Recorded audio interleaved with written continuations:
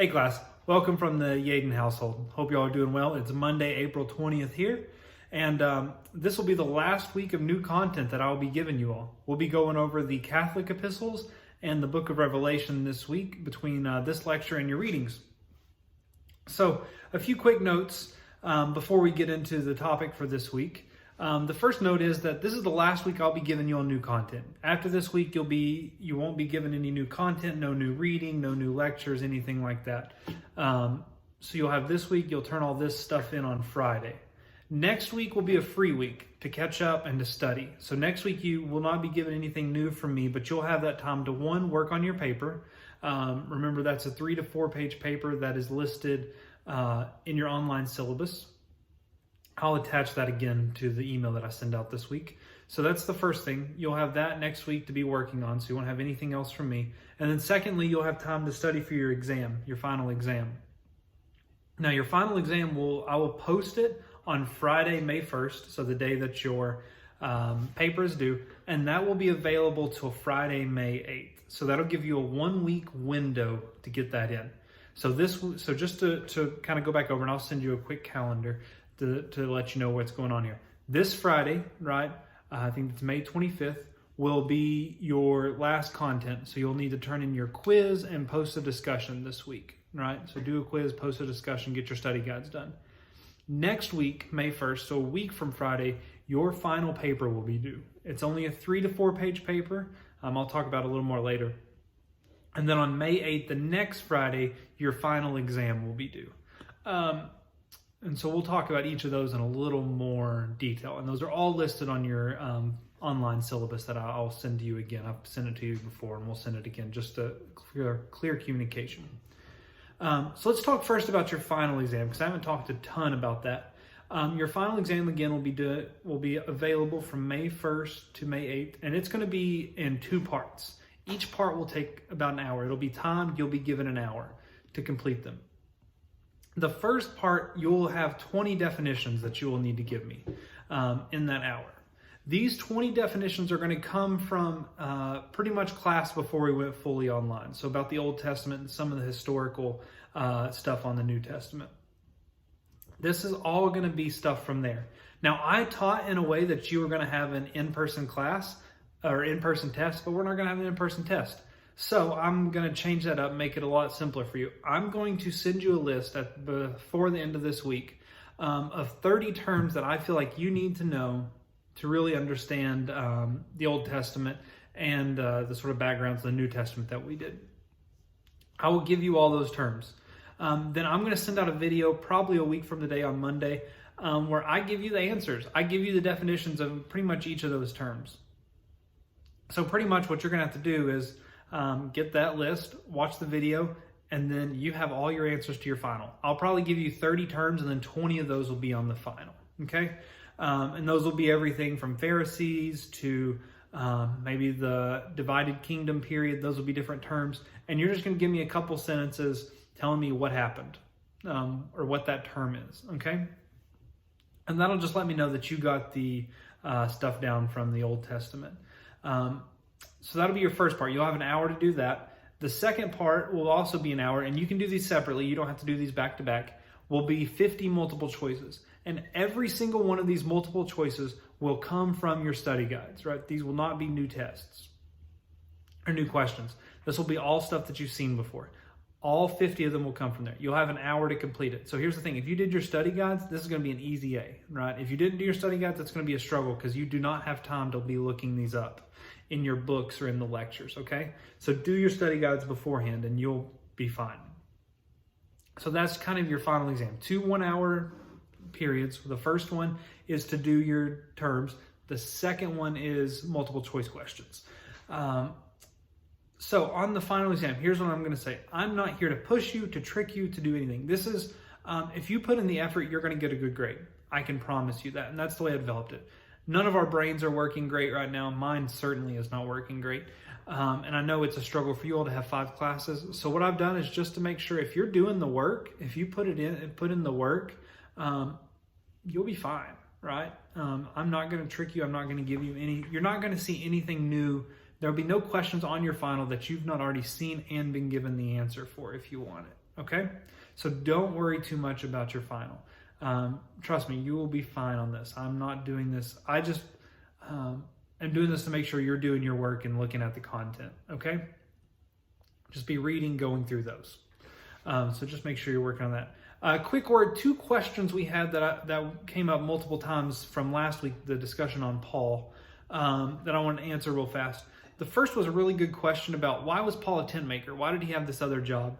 That actually comes from, if you remember, Paul was a Pharisee, and Pharisees in general would not take pay for their work, for their teachings, right? So they would have another job, and then they would teach on the side. And Paul took that up even when he became a Christian. He continued that Pharisaical tradition of not taking money from the churches he worked at. So he became a tent maker, did different things to make money so that he could survive. So he didn't have to ask the churches that he was leading for money. That was just a tradition that he followed from his former life in Judaism. The second piece, we got a lot of questions about why there was divisions between Jews and Gentiles. And this comes back to the idea of sin that we talked about, that sin ultimately creates divisions between people who are different. So for the Jewish people, that sin came in a way of making them feel like they were superior, right? They felt like they were morally superior to the Gentiles, right? They had the promises of God, the law, so they kind of looked down on the Gentiles. It was their pride, right, which is a sin. So if you look down on someone, it's hard to have a relationship with them. On the other side, the Gentiles kind of look down on the Jews as kind of backwards and stupid. We see some of these references even in the book of Acts, that they're kind of dumb, they're kind of backwards people, and they look down on them for that. And again, if you look down on someone, you can't really have a relationship with them. And so the division between the Jews and Gentiles, to honestly oversimplify it, came down as that they looked down on each other. They thought they were better than each other, and so that created division, right, between the two of them. So that's just a quick word on why there was this division between Jews and Gentiles. Jews thought they had the law. They thought they were morally superior. The Gentiles, on the other hand, they had cosmopolitan culture. They had these big cities. They had all these philosophers. So they thought they were smarter and just more intellectually and culturally superior to the Jewish people. And that created divisions between them because they couldn't have a relationship with each other as long as they felt like they were better than each other. Okay? So that's a quick word about where we're going with this class. When I come back, we're going to talk about the actual content for this week. Thanks, guys. Okay, guys, let's turn our attention now to the content for this week that your study guides and everything will be on. This week, we're going over Hebrews, the Catholic Epistles, and the book of Revelation. So let's start with Hebrew. Hebrews is an interesting book because it's not from Paul, but it's also not considered a Catholic epistle, right? It doesn't have a named audience. It doesn't have a named author. It's a pretty mysterious book. But I'm just going to give you a short word on it and we'll move on. It's an advanced argument. This is what Hebrews is, right? It's an advanced argument about the nature of Jesus and the Christian life. The author, whoever it might be, argues that Jesus is the superior prophet, the superior covenant, the superior sacrifice, and so that he connects us to God in a greater way than ever before. So pretty much what he's arguing for his people is, look, stay with Jesus. Don't fall back to your old ways of life, whether that be within the Gentile world or within the Jewish world. Live a life of following Jesus because this is the better way. Jesus is the superior way that God has given us, living a life of following him. That's Hebrews in a really small nutshell. The Catholic epistles, which I'm going to spend most of my time on in this video. The Catholic epistles are 7 books in the Bible towards the end of the New Testament. It is James, 1st and 2nd Peter, 1st, 2nd, and 3rd John, and the book of Jude. Now, they're named Catholic not because they're for the Catholic Church, but they're Catholic because the word Catholic actually just means universal. It's just another way of saying universal. So you might say these are universal letters. These were letters that were just sent and were passed around between a lot of different churches. They weren't necessarily addressed to a particular church. They were just passed around a lot in the early church, and different churches taught from them, learned from them, and used them. So they're kind of passed around. They have where Paul wrote to particular churches, these were just written to the church in general. The Catholic Church, the universal church, we might say here. Okay, and most of these were written to address early struggles of the church. And those 2 major struggles that the church was fighting on early was either persecution, so the authorities were persecuting them, or there was false teachers, someone teaching something that wasn't in line with what Jesus taught. So those were the two major things that most of these letters were written arguing against, that these early Catholic epistles, okay? And so instead of going through each one, I don't really have the time, I'm going to hit on a few particular themes in a couple of books. We're going to talk about James and 1 Peter, just because I think they hit on some major themes in these books. When you do your reading, you'll get a little more about a paragraph or two on each of the other books, and that'll be good enough for now. So let's start with James. James was written by someone who clearly knew Jewish teaching. It could be Jesus' own brother. A lot of people throughout history have thought that, and I think that's a great option. We don't know that for sure, but I think that's pretty good. Whoever did it knows Jewish scripture. Some people say that this book has such a Jewish understanding of things that it might even have originally been a Jewish book that was later adopted for Christian audiences. So this might even started off as a Jewish teaching that was adopted later by Christians to go there. So this is a very Jewish book. It's very centered within Jewish scriptures, uses a lot of Jewish imagery, just all that stuff, right? So within it, what's actually going on in it? There's about 12 different teachings that are set up that address different issues. This book is almost like Proverbs. Some people call it the Proverbs of the New Testament because it kind of jumps from one subject to another. It gives a little teaching here, then it jumps to the next subject. It's less of a sustained argument like Paul's letters. It's kind of jumpy and jumps around different issues that people should be talking about. But I think there's two major themes that happen over and over again within this book that come up within these teachings. The first one is what I'm going to call Pauline Christianity gone wrong, right? These are people who are saying, hey, look, if you just follow Jesus, if you have your faith in Jesus, you believe in Jesus, that's all you need, right? Your life doesn't have to change. You don't have to do anything differently. Just believe and then keep going the way you were going, right? And James says, no, this is, first of all, not the way of reading Paul, but secondly, is a misunderstanding fundamentally of who Jesus is, right? James says, look, a life of faith, a life of following Jesus means a changed life. Following Jesus means living a different way, right? Living a different way. It's kind of like this. When I got married to my wife, I start acting a different way. Not because I have to do that to win her love or to win her, whatever all that stuff is. She's already married to me. She's already stuck with me.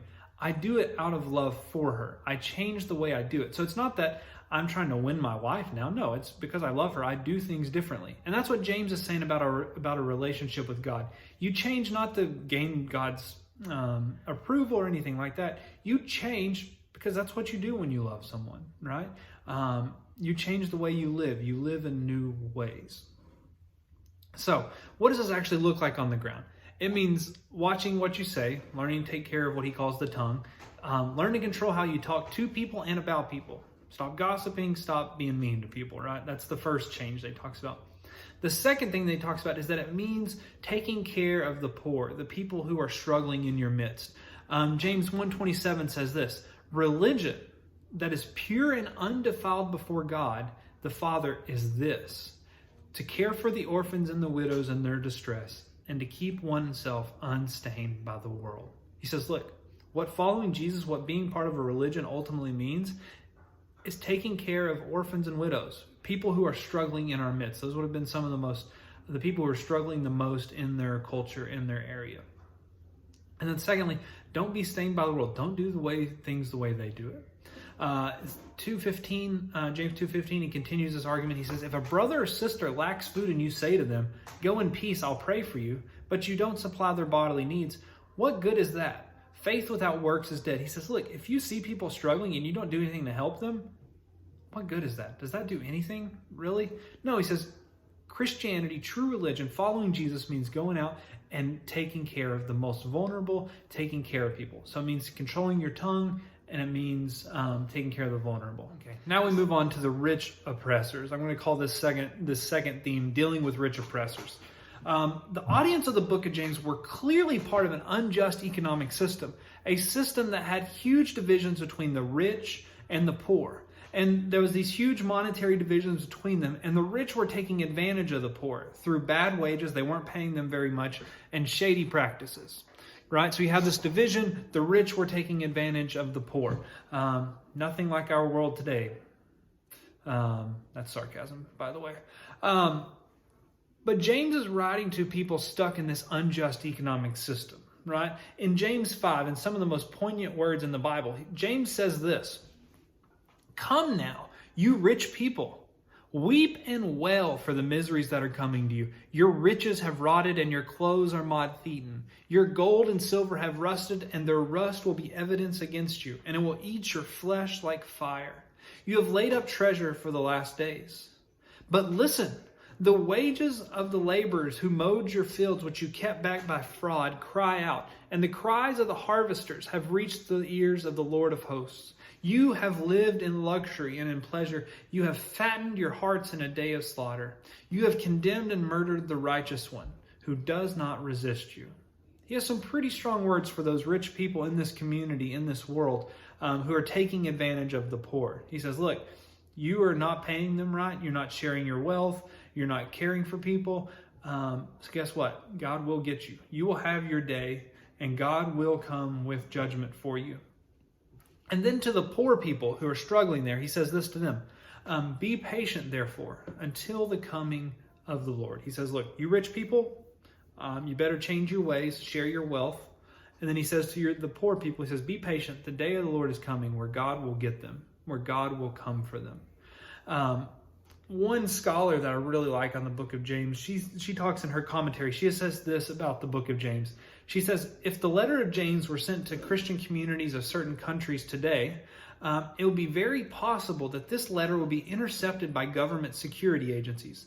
The document will be branded as subversive because of the paragraphs that vehemently denounce the exploitation by landowners, 5:1-6, and the verses that denounce the carefree life of merchants, which is in chapter 4:13-7. It says this: the communities to which this letter was addressed would become very suspicious to the authorities. This letter questioned the way the economic systems were working, right? Strongly questioned. You can see it throughout, okay? So what are these people supposed to do in the midst of this unjust economic system that he was writing to? In chapter 2, he says this: don't treat these rich people favorably so as to get on their good side. When they come around, don't treat them favorably. Don't try to get on the rich people's good side. Treat everyone equal. If someone poor and someone rich shows up, treat them equally. Don't give rich people preferential treatment. Okay? And then on the other side, it's that, and then while they're not trying to get on the good side of the poor, instead they must be patient and persist. Because ultimately, James argues, the rich will disappear like a flower in the field. They will wither away. Again, those rich people will have their day. And if the poor people that James is writing to, if they persist, they will receive a crown of life that the Lord has promised. So James, in a nutshell, here at the end, following Jesus first means an active life of good works. You can't just have faith in Jesus and then not change. You have to change. And then the second part of that, that following Jesus means resisting the unjust economic systems of this world. Be patient. Don't try to get on the good side of the rich people. Instead, be patient and wait for the Lord to have his day where he changes the way things are done. So that's James in a nutshell. Let's talk, secondly, I'm going to do a quick word and run out of time about 1 Peter. 1 Peter, also a letter, written probably by Peter, but some scholars dispute that. We don't know. It's a long time ago. And this book, 1 Peter, was written to a community that had undergone persecution for their faith. He was writing particularly to people who were ostracized, people who were attacked, and people who had lost relationships because they had followed Jesus, because they had chosen to follow Jesus. Ultimately, these Christian churches have become a group of misfits that were looked down upon, that were kicked out of communities, kicked out of families, kicked out of relationships, right? And so Peter was writing to them, hoping that while they were kicked out and they had lost their former places, their former relationships, he wanted them to establish a new identity, right? Ultimately, an identity that is a community of misfits, a community that follows this slain Jewish rebel named Jesus. He says, look, I know you've been kicked out. I know you've been thrown out of so many places where you're familiar. But here's the deal. You now have a new identity. You are a new community that follows Jesus. And this new community is super powerful and is going to have the final say. In 1 Peter 2, 9 through 12, he writes this to them. He says, "But you are a chosen race. You who follow Jesus, you are a chosen race. You are a royal priesthood, a holy nation. You are God's own people, in order that you might proclaim the mighty acts of him who called you out of darkness into his marvelous light." Once you were not a people, right? Once you weren't a people at all. You were kicked out. But now you are God's people. Once you had not received mercy, right? Before you had lived in your own ways. But now you have received mercy. Beloved, I urge you as Gentiles, or I urge you as aliens and exiles, to abstain from the desires of the flesh that wage wars of the soul. Conduct yourselves honorably among the Gentiles, so that though they malign you as evildoers, they may see your honorable deeds and glorify God when he comes to judge. Right? And then he says, how can you bear all this? How can you make it through these difficult times? He says, by looking to Jesus. He talks a lot of that. Jesus suffered. And because Jesus suffered and made it through that suffering, he left us an example that we also can lose our relationships. We can suffer as well and make it through this. Or not we, but his original writers.